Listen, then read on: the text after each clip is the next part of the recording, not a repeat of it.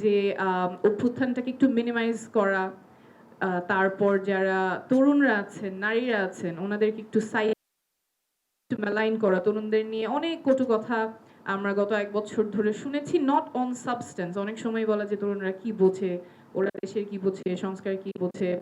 Rather than substance we are engaging যে ওনাদের বয়স কম এটা নিয়ে। যদিও নারীরা অভ্যুত্থানের সামনে থেকে ছিলেন, নারীদেরকেও বিভিন্নভাবে সাইডলাইন করা হয়েছে। তো ওই জায়গা থেকে আমি কনসার্নটা রেজ করলাম। I am sure it was just an oversight.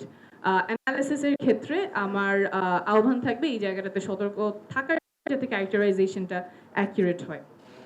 আমি কন্টেন্টে চলে আসি। রিসার্চ ফাইন্ডিং নিয়ে অনেকেই অনেক কথা বলছেন। আমি স্পেসিফিক ৪টা পয়েন্ট তুলে ধরবো যেখানে আমার মনে হয় আমাদের অনেক কিছু অনুধাবন করার জায়গা আছে। প্রথমেই ২৪-এর গণঅভ্যুত্থানে কিন্তু জনগণ আমাদের যে গতানুগতিক রাজনীতি আছে সেটা প্রত্যাখ্যান করেছে, এবং সেটা যে এখন ভরসার জায়গা দেখতে পাচ্ছে না সেটা এই সার্ভেতে খুব স্পষ্টভাবে এসেছে।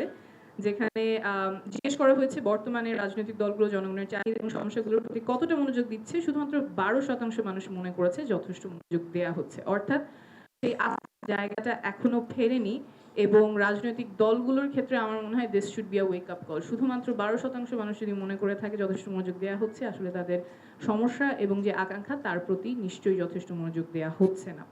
এবং সেটাই সেকেন্ড পয়েন্টের কন্টিনিউয়েশন, যেখানে জনগণ 78% অফ পিপল সার্ভে বলছে যে তারা না ভোট দিতে চায়। অর্থাৎ একটা অনাস্থা এখনো আছে রাজনৈতিক দলগুলোর প্রতি, যে নির্বাচনে তারা যে প্রার্থীগুলো পাবেন সেখানে হয়তো মন্দের ভালো একজনকে চুজ করতে হবে, তো সেখানেও প্রত্যাখ্যান করার রাইটটা তারা চাচ্ছেন। And people want the choice, people want to be able to reject the candidates they don't want as the representatives.